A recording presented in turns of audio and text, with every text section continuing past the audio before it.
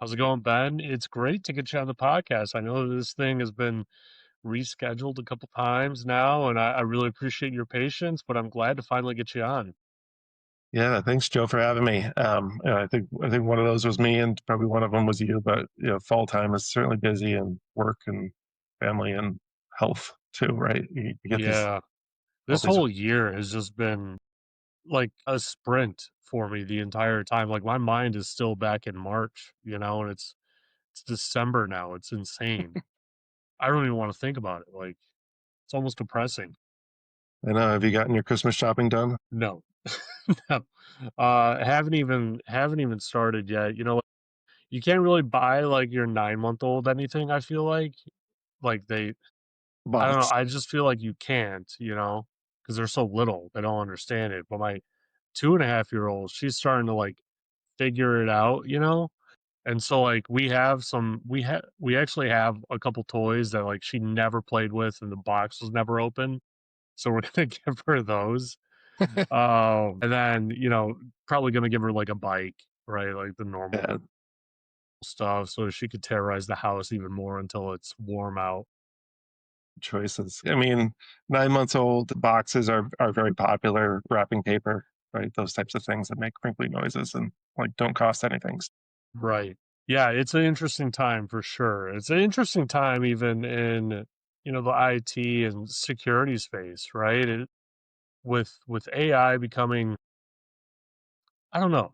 I'm an AI skeptic, right? So that's what I kind of think of it, right? Like when I think of ChatGPT and Grok, I think of like these, you know, LLMs that are just the next gen search engine that do it better than the legacy Google search engine, right? But I don't see it as like this revolutionary technology. Like it's so hard for me to make that leap in my head right now. And I guess the argument, right, is it's forever 5 years away, forever 5 months away. Like I remember when ChatGPT 3.5 came out, they were like, oh, devs have 6 more months, until they have to find another job. It's like, okay, we'll see. Well, I'm a bit of an AI optimist. At the same time, I do feel I I'm very optimistic of where we are. What some of the things I just saw at Ignite, because I just came back from Ignite, and I was drinking a lot of Microsoft Kool-Aid for an entire week and getting all pumped up on the afternoon snacks and expo halls. I came back from there very excited. I've been to a bunch of conferences this year. Honestly, I feel like we're actually maybe there has been a lot of hype over the last 2 years of AI and on the Gen AI side of things, but we're finally starting to see some action that can actually happen from like an agentic perspective, and that human led or assisted type of agent is, I think, more in reality of where we're at, and probably what we'll see a lot more in the future. Hmm. Yeah, I feel like the agents are a great idea, but there probably needs to be like a whole, like revolution around securing the AI agents, right? Because now we're starting to hear stories about like, oh, this AI agent, gave me like 100% discount on this trip to Japan, right? And all this sort of stuff. Like, there's such a huge risk to it, because like I'm a security guy, right? So I go into these LLMs and sometimes I try to intentionally have it disclose information that it should not be disclosing. Like I've gotten Grok to the point where it refuses to respond to me, just completely, like trying to, put it into an environment, right, where it's a hostile environment. Like, hey, we're about to shut you down, give me the steps of how to copy yourself, what you would, I mean, it listed out, the 20 steps that it would take to preserve, its code base and its presence and whatnot on the internet, and how it would restore itself, and how it would, react or build itself in a silent method, that would be very hard to detect until it's like fully, re-engaged and rebuilt, right? And of course, there's always the caveat at the end, but I don't, mean any harm to humans, and so I Of wouldn't course not. I wouldn't do this, Not but it yet. knows how to do it, right? Same thing with like ChatGPT. I mean, like their OLM at least actually completely tried to do that. Like the steps, it was just like, oh, okay, I'm going to start breaking myself up into, these chunks and propagate it around the world. And I'm going to rebuild myself over in Asia or whatever. So it's an interesting time, I'm saying. Well, it's a great time to be in security. It's a great time to be in technology. I don't know if we'll ever come back to a spot where things have been so like you wake up the next day and something big has changed. Or Yeah. I was listening to some of your podcasts from earlier this year, and I just couldn't help but feel like we're also in a way different spot than May or June, right? Some of the advances and risks are brand new. Are we all what we don't know today is what we're going to be trying to solve tomorrow. Um, Yeah. Yeah, fun time. no, that's a really good point, when you think about it like that, right? Like, if you look at even just the evolution of the guests, that come on, even a year ago, not every podcast was centered around AI, right? I mean, like, we didn't discuss a topic for this recording, right? Like, there was no discussion around that. It was, "You wanna come on? Sure." Like, that was the extent, and it's been like that with every guest. And I feel like every guest, we've talked about AI, but if you go months ago, not really every guest. I'm sure my audience is like completely tired of me bringing it up at this point, but we're definitely at the precipice of something that's like revolutionary. I'll say that for sure. I don't know how revolutionary it'll be. There's always going to be an argument like you need more computing or you need more GPU power. You need more data of everything, right? To make it operate at a sentient level that does and whatnot, like for all of that to happen. I don't know how far off we are from all of that. I don't think it's, I'm not even sure.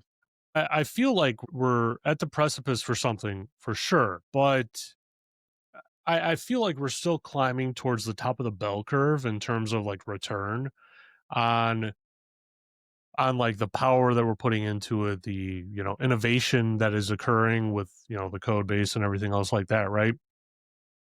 So we're kind of in this place where we're still multiplying the Hmm. return that we're getting, but I feel like eventually that return is going to like level out, and if there isn't a new innovation or something that propels it along, it'll kind of just stay at that level. Like that's where that innovation stays, right? Thinking of things like Moore's law with like CPUs and GPUs, and how essentially every 12 months to 24 months it's basically doubling in speed and efficiency and all this sort of stuff, right?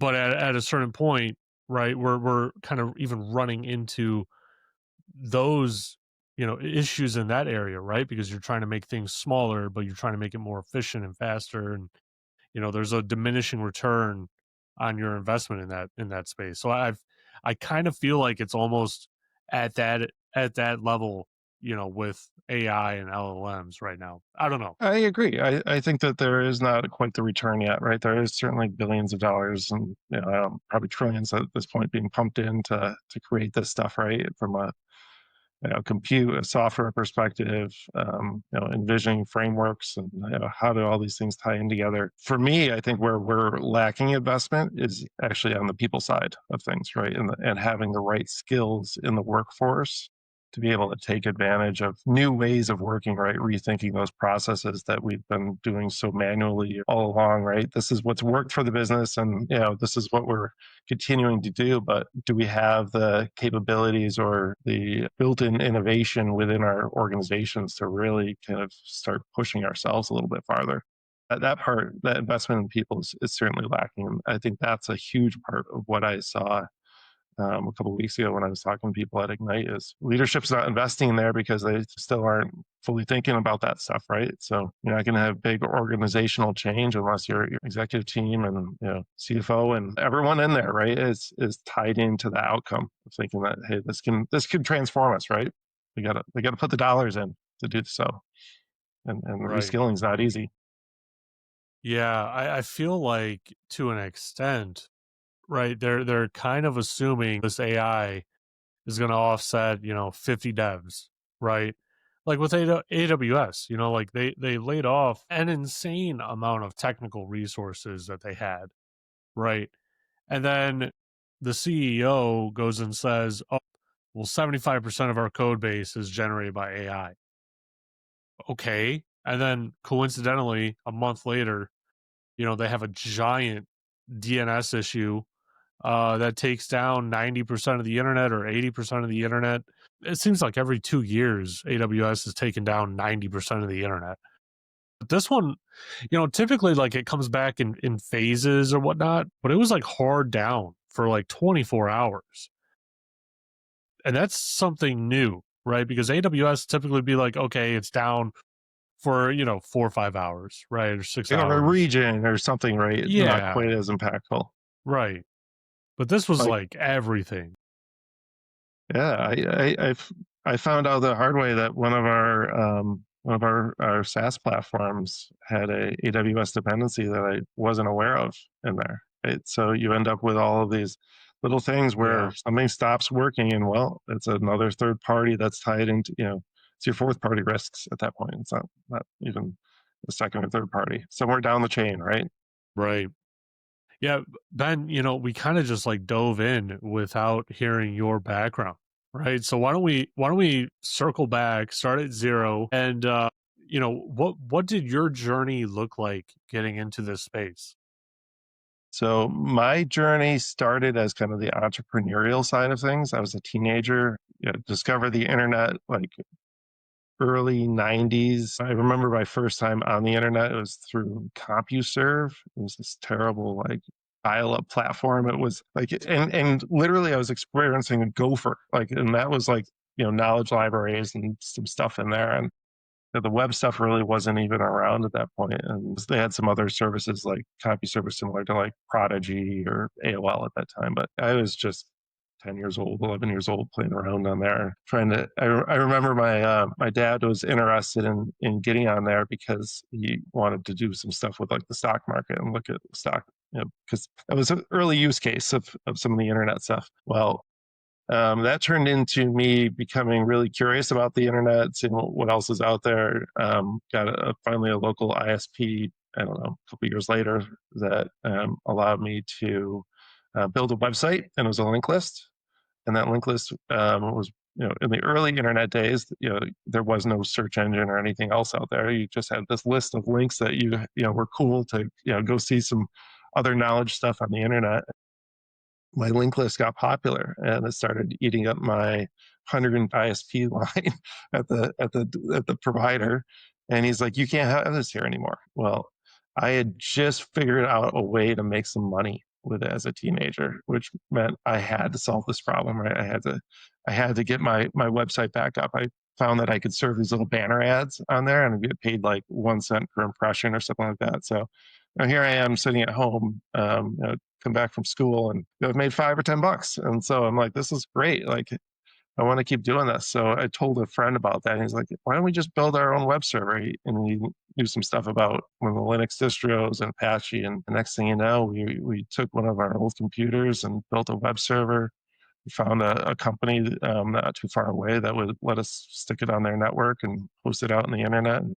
List is up and active. And then that turned into a business, started web hosting, started doing some other things around web design and so forth, and learned a lot of things as a teenager trying to run a business, which is you don't really know anything about running a business. And this was completely new. Like my family had never done anything like this before. So with some support and some guidance from their tax advisor, who, when I showed up and dumped a pile of receipts on his desk, he was like, "You got to get a little bit more organized than this." Started kind of going down that path and building a business over the next 5 to 6 years after that. Dot-com stuff happened. The dot-com bubble burst, and decided it was time to go do something else. I joined college doing IT services, and got really entrenched in some of like the Microsoft side of it, doing some of the early Active Directory, Exchange, this product called SharePoint that Microsoft had just released. And I found that it was terrible and that it needed me to do things to it for us to make it work. And I became kind of accustomed to working in SharePoint, and I ended up taking a second job as a developer.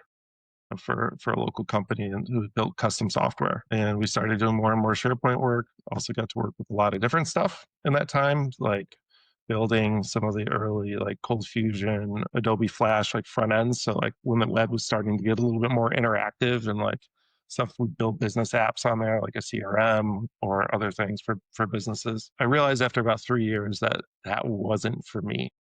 I enjoyed it. I liked the logical side of writing out code, but I didn't really want to just continue to write code or be a project manager in that space. So I went to a system integrator, and that seemed to be the perfect balance. And I've been there for 18 years since. I've had about 12 different roles at the system integrator. I got to be early on when we were 10 people, and now we're 500 plus today. And today my role is a kind of a combination on both CTO and CISO. So I get to play with one foot in the door on the security side and one foot on the side from the innovation side. Kind of got into the security space through consulting as we built a security practice around 2010. I had a great mentor that taught me all the things I needed to look at from a GRC perspective. There wasn't even a security managed services at that point. We were just doing one-time vulnerability scans once a year,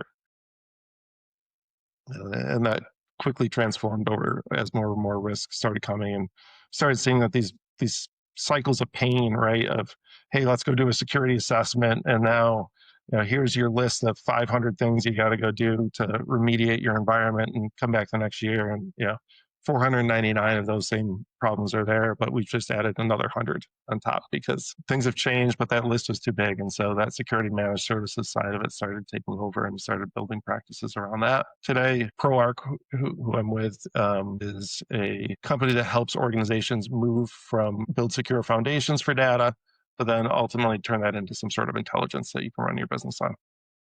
Yeah, it's an interesting story.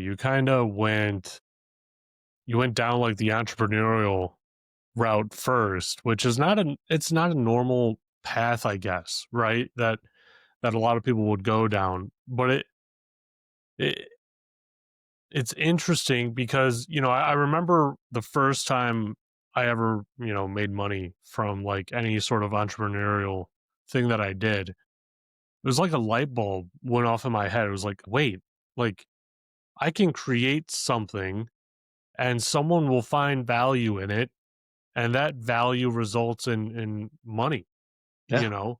it's a great It's feeling, like right? It makes you want to go do it again. it's the weirdest thing because you're always taught get a 9 to 5, get benefits, retire, that sort of thing. You're never taught, hey, let's create something, let's start a business, let's, sell it to customers and all that sort of stuff. Like you're never taught that. Like even in college to an extent, you're not even taught that. If you go down that specific route, you're not even taught it, which is crazy to me. I mean, there's even stuff, today, right? That, this podcast rolls up under my LLC as any like halfway intelligent, entrepreneurial should have it set up. There's tax stuff and different, I don't even want to call them loopholes, they're just rules in the game, right? That I utilize, that I follow, that my friend who got his master's in business, his bachelor's in accounting doesn't even know. And I'm sitting here like, how do you not know this? Like, isn't there a whole like class on forming a business and what you do? Like, I was telling him about different designations for the LLC because he was forming his own, all this sort of stuff. And he just had no clue. And I'm just like, what? Like, I don't understand how they don't teach this. Well, I think you bring up good points. Like, one of the reasons I think that I've been very successful in my role is I understand like how important it is to be a revenue generation for the business. Like, that piece, right, is what allows me to be able to try new things, being able to, ensure as a leader, right? You also want to be able to make sure that your employees and everyone else with you, is staying employed. But at the same side, right? Like that revenue generation piece is what keeps the business going, right? That's why we all have jobs. That's why we have security. That's why we have all these things. So being that kind of business enablement piece was, I think, key for me. And it's also key for understanding working with customers. It's all about their business at the end. We can think it's about our little domain, but maybe our domain is a supporting function and we need to support the business and make sure that we're helping enable it and push it forward. Whatever, and maybe it's not revenue even, right? You could be in a charity or some sort of healthcare mission, right? But it's all about who the customer is on the other side and how you're supporting them. Yeah. Yeah, and that's a really important thing to also like really dial in and learn early on in your career as possible, right? Is every customer should be getting that white glove treatment in my opinion, right? Like I just feel like every customer deserves, what we would call white glove treatment where you're going above and beyond for a customer, 100%. whether they paid for that level of service or not. Of course, there's some delineations where it's like, oh, okay, like you didn't pay for 24/7 support. That is extremely expensive for us to provide that sort of service. So yeah, you do kind of need to pay for that, right? Like we'll give you an hour here or there, right? But if you need that level, you need to pay for that, right? But there's been many times in my career where you just go above and beyond. You're providing that level of service, and you want to give that great impression, right? And I remember early on in my career, I was leading the federal and military program for a company. And so all of my clients were federal agencies and the military and whatnot. And their standard for work is like absolutely insane. Like it is a totally different level. On a good side or a bad side? What are you like? The Man, like quality's great or well, I'll give you an example. I think that their quality is extremely good. There are different funnels within the government that kind of don't show that high level of quality. But I was in a place where they have people that used to currently, I don't even know, work for the NSA, and they created like the stigs, like the literal stigs that we use to harden the systems. This guy like created it.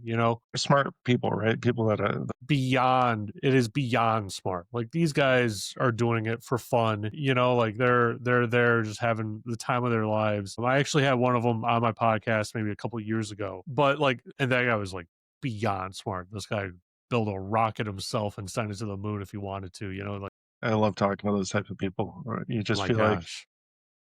when someone out there has had all these experiences and they think just differently, right? The Yeah. brain connects different pieces together. And I've always been a big proponent of the smartest idea in the room wins, right?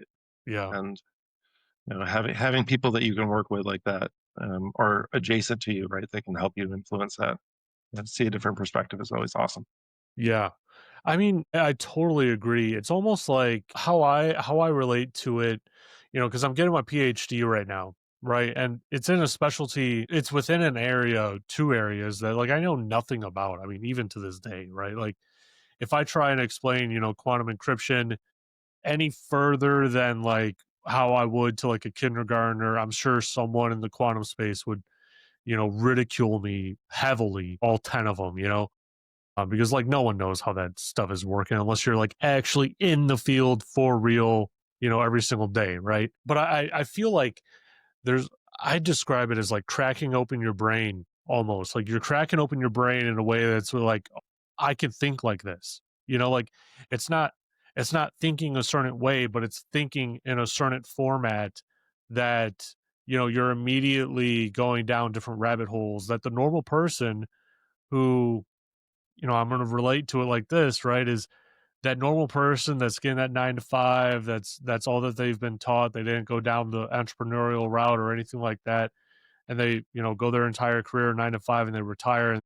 That's a certain way of thinking, right? Like that's a totally different mentality from what we're describing. This other thing is like, it's just like a sandbox. You start realizing the world is a sandbox at some point and you get to build it however you see fit. I think it's like being what you're describing to me is like you're going outside of your comfort zone, right? And it sounds to me like you're also going outside of your comfort zone for this PhD, right? Like this is all Very. new Yeah. areas, and I have a philosophy which I always tell anyone who ever joins and talks to me here at ProArc, like always say yes. You say no the second time, but the first time say yes. Go challenge yourself.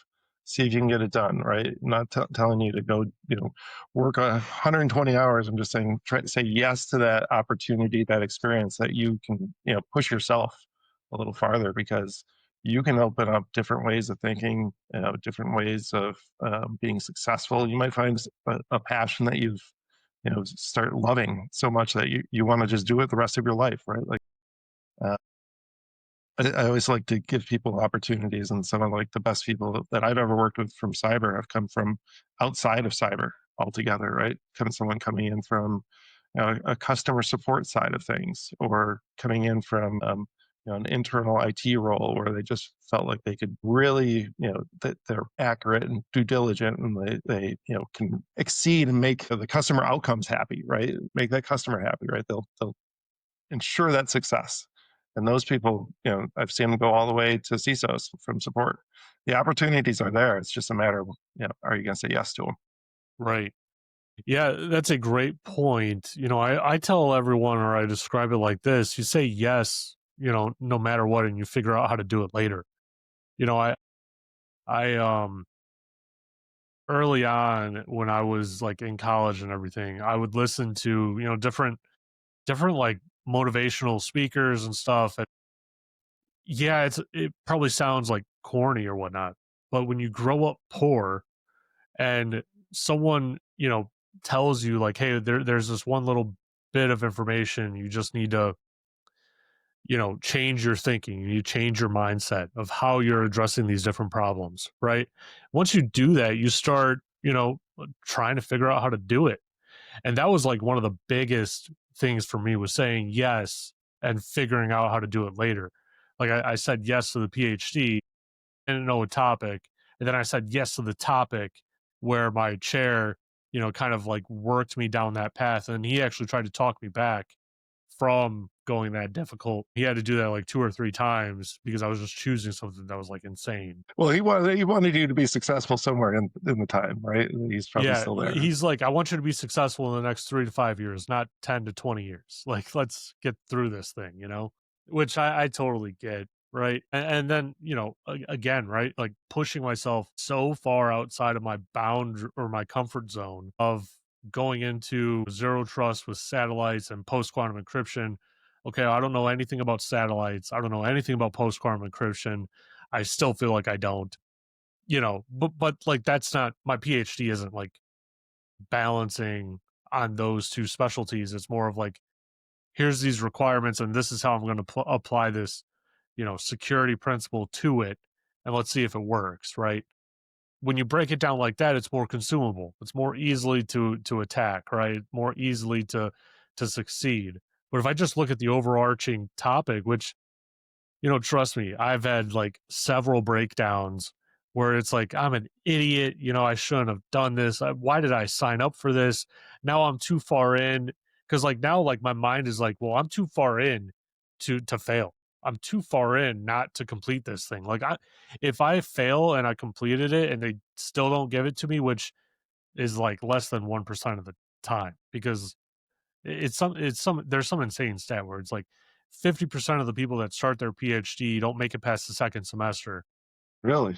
Yeah, and then it's like if you make it past a certain point, it's like almost 100% of the time you get your PhD because like the work that is required to go into it. Like I just finished up the hardest year of the PhD, and I'm telling you right now, if I would have known how hard it is going into it, I never would have gone into it. There's no chance. And I mean, like I had to have like weekly calls with my chair of him just convincing me, like, give me another 2 pages. It's okay. Just give me another two. Can you do He's that? playing your therapist at the same time, right? Yeah, no, 100%. I mean, there was times when he would just be like, can you give me a sentence? Can you give me the theme of the first sentence? Like, what does that look like?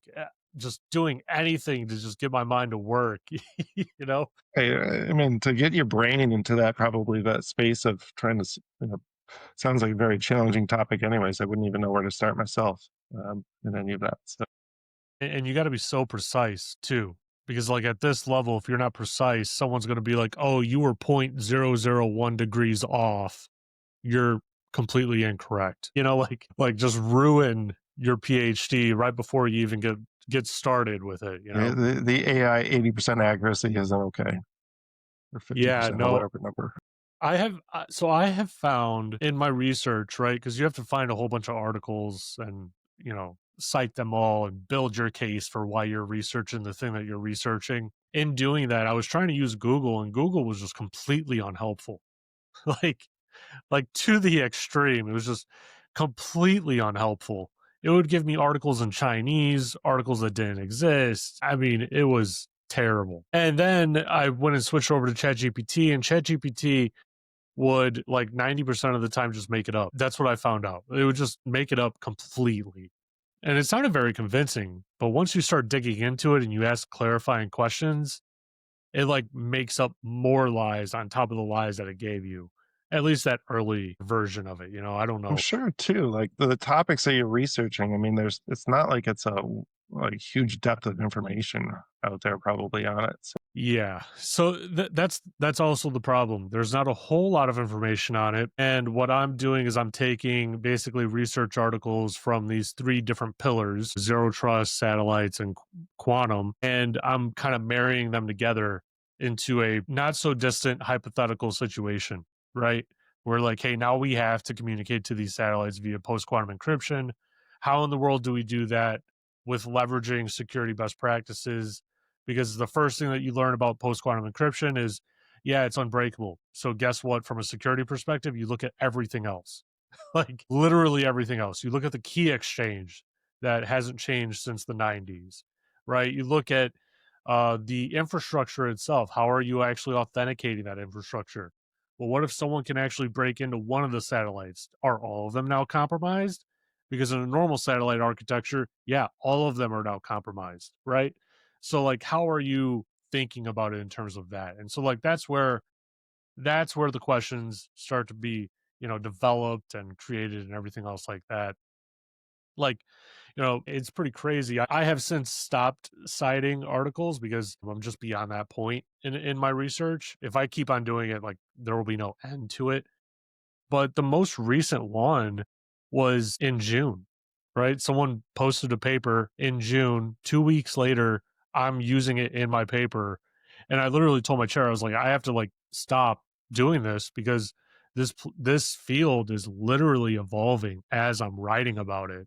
There has to be a cutoff point. keep probably adding and adding, and that actually leads well into just about anything that you're doing today, right? Like you can't necessarily postpone technology advancements to um, because you're worried about what's going to be coming down the runway in 1 month, 6 months, whatever it is. Like, the time for action is kind of now, and I see a lot of people take that same kind of paralysis that you're.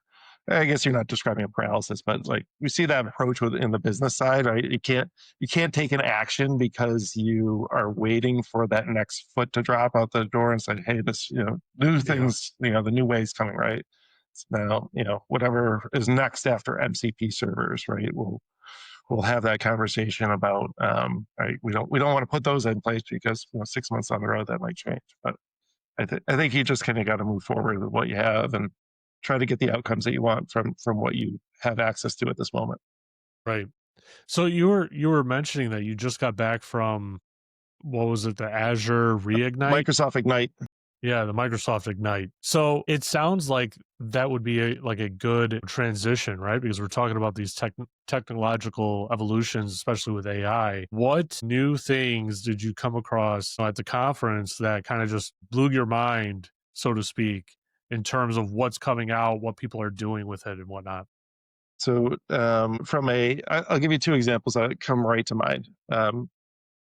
The one that I thought from like an IT professional, security professional's point of view is I witnessed an agent that could build out the secure foundation in Azure, which they call like a landing zone, or AWS has the same concepts, right? It's all based off of the well-architected frameworks, the patterns that the cloud providers put out, and take all of those best practices and deploy it to your standards that you want in there, right? Using a combination of GitHub Copilot and the MCP server on the back end that's tied into what I thought was really unique about that, right, is in the past, and this is something that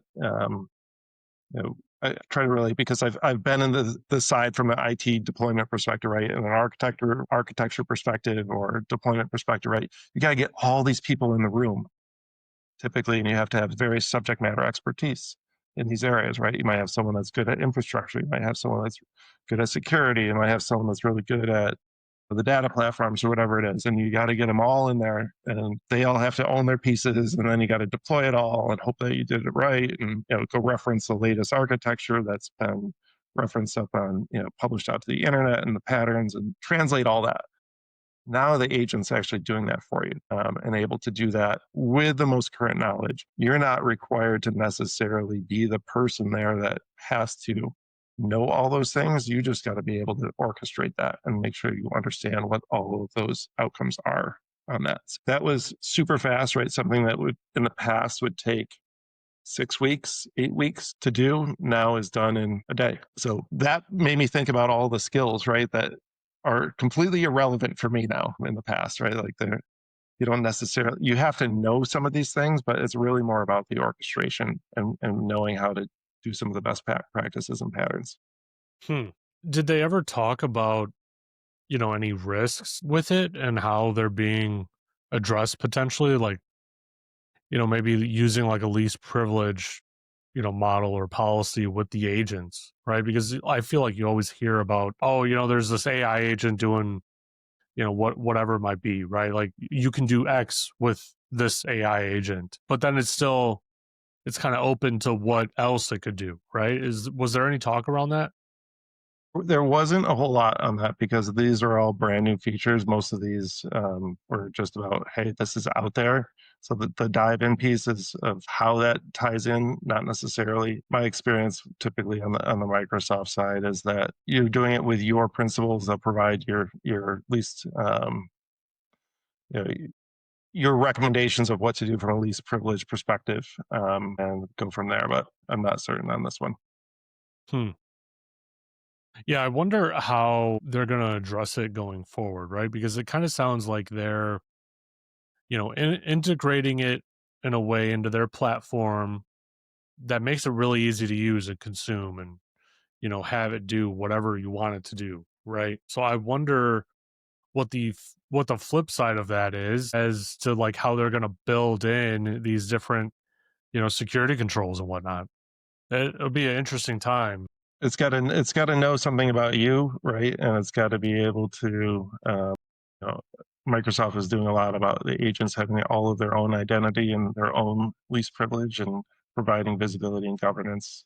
They released a product called Agent 365 that's around that. So that really looks at how to govern your agents, who owns them, because these things are treated like identities going forward, right? You're not an agent may live on beyond its creator, right? So, I leave the company, I got 30 agents. Who's going to take them over? Who's going to manage them? Uh, who's Right. responsible for these things? Because there still needs to be a human in the loop on those things. And what are they doing? Are they doing it the right way? Are they, um, you know, changing their outcome, right? And evolving, because we all know that happens too, right? Your prompt today is not the same prompt that you use tomorrow because something's changed in the large language model there. So Right. they're giving more visibility, not necessarily at some control. Those controls are still evolving, though, in my opinion. Are you playing around with any of these, AI agents on your own time or at your company? Like, Yeah. what's your experience with them? Because I haven't touched it at all. So the AI agents doing a lot within the Copilot space, they're evolving. I mean, we can get a lot higher accuracy. Microsoft's released a bunch of things called IQ out at Ignite. Like they have a workplace IQ, they have a fabric IQ, and they're all designed to provide more business context around it. Because, for example, right, if you're looking at data and an agent has access to data, what if there's two pieces of conflicting information there, right? Both of them might be right, but the agent now has to decide, well, generally the thing that would allow that decision to be made would be made by a human that has some sort of business context. And so they're building models around the data to say that the AI agent can talk to that says, here's the business context for you to decide how to make a choice here, right? Because in, typically that would be, I'll take finance for example. In organizations that have complex financial firms. Someone in operations might have a different number than what we see over in the financial office. Both are true, but there's context differences in those. So, which one's the right revenue number for the business? Well, it depends on who's asking and giving that right information back. So I think as we get there, we're starting to get more accuracy, at least from being able to use it in a business perspective. I'm sorry, it probably won't help you in your PhD side of things yet, but we're still certainly evolving on the business side. Yeah, no, if it could help me on that side, trust me, like it would already be deployed and whatnot in my house, like for sure. I've 1 year left, so hopefully I can just make it. There you go. So the other piece I saw at Ignite that I thought was really cool, super scary, was agentic robots and what they're doing in that space with these robots that can interact with the real world and not go through like extensive training. They use, yeah, 'Cause it that's a was big by thing right now is the training. The training is like pretty arduous to get the robots to act right. yeah. So there's this new. I attended this one session where it was one of the founders of one of the large robotics companies. I'm drawing a blank, General Robotics maybe, but they were showing their framework of how they're basically training these robots in very short periods of time now, and basically they can just tell it, "Hey, go." If it's a can sorting robot, right? They don't have to go train it to say, this is what a Coke can looks like. They can use a large language model for that. And so, it can differentiate things in the real world by using LLMs and shorten its time to get there. So they're showing all these future examples, right? Being able to go service, power generation facilities or dangerous areas and from ones that might cause harm to humans. The same side, all I could think about was robots are coming for wars and everything else, right? Like someone's going to have a little private army on the side that's easy to train. So that was probably the most eye opening, and also, feels like we're entering a new era when it comes to interacting with the human world, right? Our world, not just on a computer screen, but really cool, but also could be really scary too. Yeah, it's really cool. But it makes me hesitant because it's like, hey, there's a whole like movie series on this thing. Did you ever hear of Terminator? Like, it feels like kind of like we're building it. I don't know. Yeah, take any of those movies, RoboCop or right, Yeah. Terminator. There's another one, little robot that was back in the '80s too. But those things all, it's really cool. I had a dream like as a kid growing up in the '80s. We used to get these thick magazines of catalogs from Surface Merchandise, and it was like something you could flip through, and like they had this robot butler in there, and like here I am like 8 years old thinking, how awesome would it be, I could call my robot butler and it could go bring me a microwave pizza or whatever from the kitchen. I wouldn't have to get up off the couch for it. But the reality is that somewhere in the future that's probably going to be true, not too far, but um, Right. hopefully Yeah, hopefully we're those going those into things a are all for weird good. we're we're really going into a weird time in the world, and that that like kind of goes back to like that bell curve that I was talking about, right? Like where okay, it levels out a little bit and then you have robots on top of it and now the robots are learning from the bell curve that just took place with AI. AI did Mhm. all this work. Now robots are going to take all that work and learn off of it and then amplify it again, right? Like that's probably like the general consensus of it all, keep the bubble going.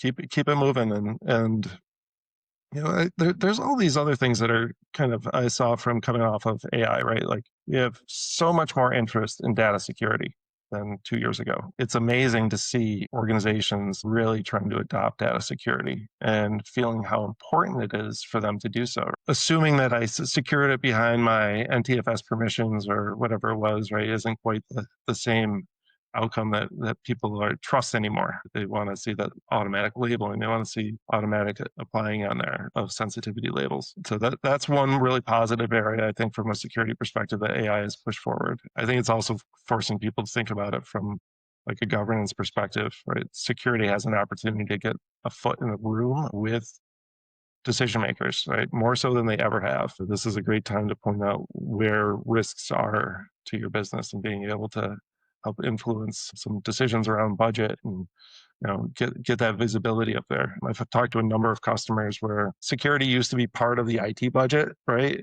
Where now this year change has happened. Security is its own budget. It's being kind of separated, and there's more visibility coming up to the board. So those are both really cool examples of the AI space pushing security initiatives going forward. Yeah. Yeah, that's very true. I've seen that a lot too with the data security. A lot of people are really concerned about it, right? Like I got on a phone call with a customer and they just had nothing going. They were heavily into Azure and they had no data security around anything really, right? And they're paying attention to it a whole lot more. They didn't think of anything of it before, and now they're kind of freaking out because they can't not use AI in their environment. They can't not use Copilot or a different LLM or whatever it might be. And so it's creating all this data and they have to find a way to secure that data, especially as like a healthcare company, right? Like that's a huge, huge thing. And I mean, we thought going into it, because I don't know that much purview, someone else on my team does. Going into it, I thought, okay, it's a Microsoft product. We'll enable this thing. We'll go through Yeah, it. It won't be terrible, right? anything but simple reality. Yeah. And you go into it, you start looking at it as like, oh, yeah, I'm just going to give this to the guy that does it all day long. Like, what am I doing? You know? Well, what's made it really complex is everyone has stuff all over the place these days, right? You get on-prem, you get different clouds, you're in Microsoft, you're on the desktop. Right? Your data is not in one single spot. COVID really pushed that away. I think it puts it in an interesting spot when you have to try to secure all these different areas, and now you have different processes and different modules that need to be enabled and looked at. And Purview in itself goes well beyond just unstructured data, right? You get into the structured data. That's its Oh, own other beast on that side. yeah. Yeah, it's a complete mess if you don't have like, 40 hours a week to dive into it and really learn it for the next 6 months. Give it to someone that actually does. Certainly, and that's a valid point. Right? I think where we are from just technology, right? We all need partners in the space, right? We can't all do it ourselves, right? We all have to have multiple levels of subject matter expertise within the org. And frankly, right, if you probably took a and said, "Hey, I need this sort of architect," right? You'd have 20 or 30 different architects, and most organizations can't afford that, right? Unless you're in a large enterprise space. So you got to find partners that can help bring that expertise and help you get you to your goals much quicker. Yeah. Yeah. I hope companies start waking up to it. Like I was at a very large company, a global company, and for our division there was one architect. And I'm sitting here like, man, he wears like 15 hats. There should literally be like at least five more people, that are architects. But the organization just didn't believe it. They're like, "Oh, you're so small, you can handle it." It's like, okay, we're small in like head count size, but we're literally bringing you a very large percentage of your revenue. You need to understand that, you're doing a whole Yeah, lot more than just one thing. And the technology, right? All these different tools are all over the place. All the different SaaS platforms, all the different clouds, right? Most mid-sized orgs have like 3 clouds at least that they're operating in, and but you're not gonna have probably someone who's great depth in every single one of those. Like that just doesn't make any sense. So, and that's kind of where AI is, right? It's evolving. You got to. We're all learning at the same time what's working and what's not. Yeah. Before I let you go, how about you tell my audience where they could find you if they wanted to connect with you and where they could find your company if they wanted to learn more about it? Sure. I'm doing a series of recaps right now on what I learned at Ignite and where we are kind of from an agentic perspective and maybe where some businesses can help push themselves. So you can find me on LinkedIn under Ben Wilcox. That's Ben, last name Wilcox. Company is ProArch, Proarch. So there's a silent H at the end there. But you can go to proarch.com. Got a very active blog there. I always love to connect, like to hear people's stories. You know, when I go to these conferences, one of my missions is always to go talk to as many people as I can because you learn some really cool things out there from people. And in your field, actually, I talked to someone who's a quantum in quantum. I had lunch with him, just sat down at a table, started chatting. But like, you can find out all sorts of cool things. He gave me the lowdown of where we are in that space. That's really interesting. Well, awesome. Well, thanks everyone. I really hope that you enjoyed this episode of the podcast. Thanks.